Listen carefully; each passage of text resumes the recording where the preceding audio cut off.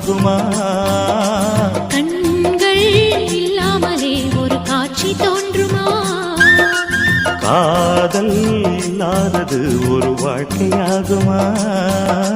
கண்கள் இல்லாமலே ஒரு காட்சி தோன்றுமா? பெண்ணை தொடாதது ஒரு பெருமையாகுமா?